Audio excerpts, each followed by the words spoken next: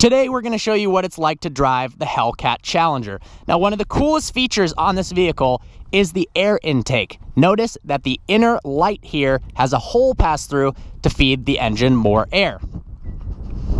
Before we take it for a spin, let's look at the infotainment system for a bit. The coolest is by clicking the SRT button, it gives you an array of options to customize the driving experience. So if you go into track mode, you'll see 700 horsepower, transmission on track, paddle shifters, traction probably almost completely off, and suspension much stiffer. You can go into sport mode, give you a little bit more protection against crashing. You can customize it, or default gives you some street settings here. Valet mode limits this to 500 horsepower. Oh, we've got to enter a pin here.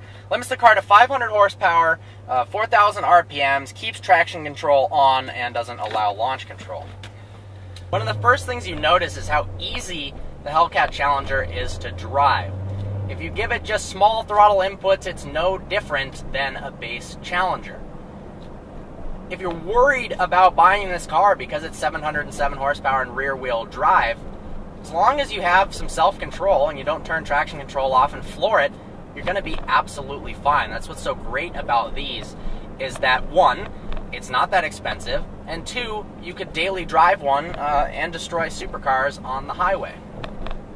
The paddles are in a bit of a peculiar location. So typically you're taught in performance driving to put your hands at 9 and 3, and when you do that, it's very hard to reach the paddles. You have to grip it more at 10 and 2 and use your pinky or ring fingers to grip the paddles. Instead, at the 9 and 3 position, you've got some buttons here to control the radio. Not really the best ergonomically there. Drop it down in a second. These things actually handle pretty well. Good grip. And of course, in the straights, absolutely nuts. And instantaneous shift points with the 8-speed automatic transmission. Yes, this car is heavy, but it's by no means a slouch in a straight line or around a turn either. So flick it through, downshift, throw it in a second.